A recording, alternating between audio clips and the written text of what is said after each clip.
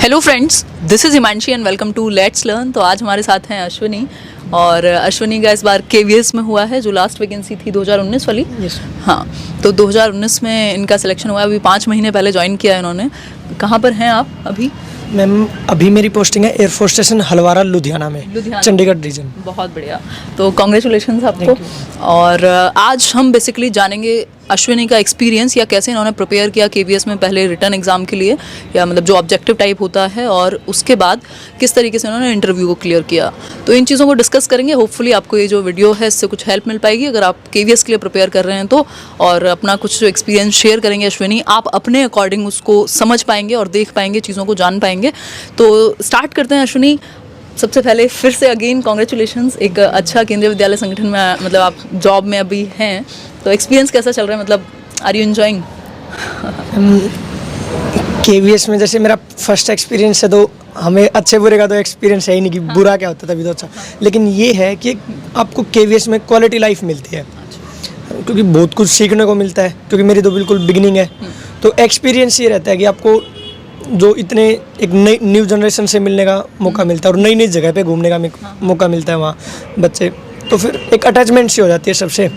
तो एक्सपीरियंस बहुत अच्छा चल रहा है। अच्छा, तो मतलब आप फ्रेशर थे, पहले आपने कहीं नहीं पढ़ाया था, ये पहला ही इंटरव्यू था, पहला ही एग्जाम था, और आपने इसको क्रैक किया। और साथ में एक और चीज़ इनके बारे में स्पेशल है, DSSB जो Delhi subordinate services selection board का एग्जाम होता है प्राइमरी टीचर का, इन्होंने जो DOE वाला एग्जाम था, डायरेक्टरेट ऑफ एजुकेशन का, उसको भी क्लियर किया फर्स्ट अटैम्प्ट में ही, और MCD वाले एग्जाम को भी क्लियर किया, जो ऑफलाइन था एक, और एक ऑनलाइन था।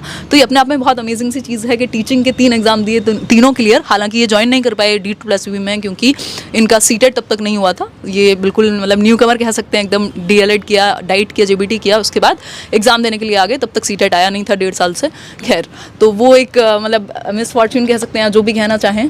और एक्सपीरियंस बिल्कुल बहुत बढ़िया, गजब। तो एक्सपीरियंस कह सकते हैं। तो इनकी बेसिकली समझेंगे कैसे इन्होंने उसकी भी तैयारी साथ में की, और केवीएस की अभी बात करेंगे इस वीडियो में, फिर उसके बारे में भी बात करेंगे। अच्छा अश्विनी, ये बताइए कि आपने मतलब जो एग्ज़ाम था आपका, जो इस बार पैटर्न चेंज हुआ, स्पेसिफिक सब्जेक्ट के बारे में 80 मार्क्स में पूछना शुरू हुआ, पेडागोजी को 50 से 20 नंबर में कर दिया, तो आपने बेसिकली रिटन वाला जो एग्ज़ाम था, पेपर जो था आपका, उसको, हाँ केवीएस का, उसको कैसे प्रिपेयर किया? क्योंकि if I am not wrong तो आपने सेल्फ स्टडी की थी उसके लिए। हाँ बताइए। जो सब GS वगैरह ना, हाँ वो जो पूरा 150 नंबर का पेपर था। ठीक है मैम, उसके लिए सबसे पहले मेन चीज़ तो सबकी ये रहती है कि आप मतलब 20 दिन में या 50 दिन में एक नई चीज़ नहीं सीख सकते। तो बेसिक तो यही रहता है कि आप जो बिगिनिंग से थोड़ा थोड़ा कंट्रीब्यूट हो रहा है आपकी एजुकेशन का, वो बहुत ज़्यादा हेल्प करता है, क्योंकि हिंदी इंग्लिश तो हम बचपन से पढ़ते हैं। हाँ एग्जैक्टली।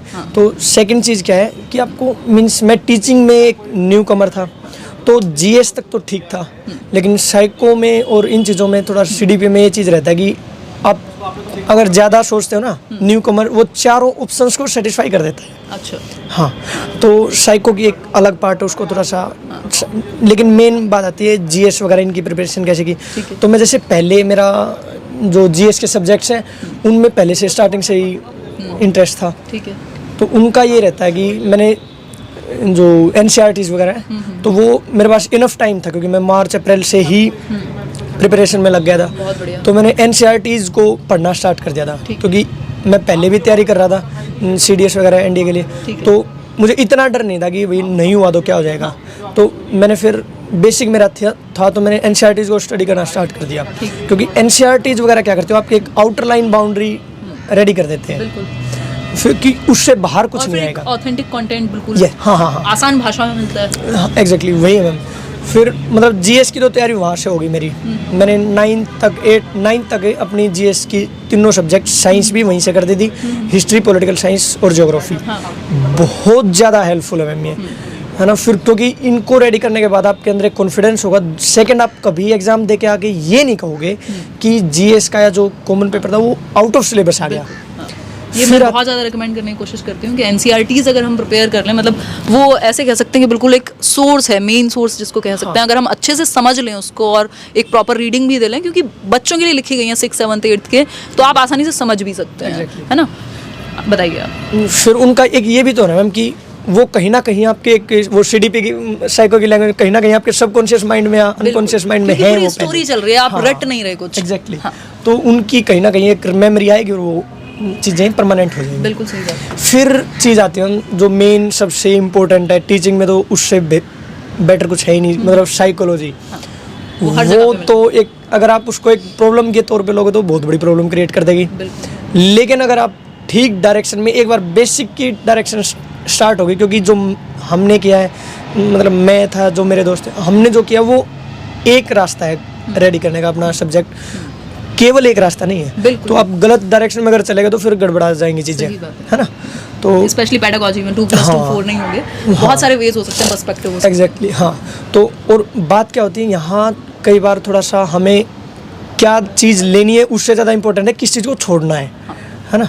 तो सीडीपी में ये चीज़ रहेगी कि मेरी जैसे बुआ की लड़की थी मेरे, तो वो भी ऐसे टीचिंग जॉब के लिए प्रिपेयर कर रहे थे। तो साइकोलॉजी मुझे एक तरह से एक एंट्री ही करनी थी कि इसको तैयार स्टार्टिंग कैसे करूँ।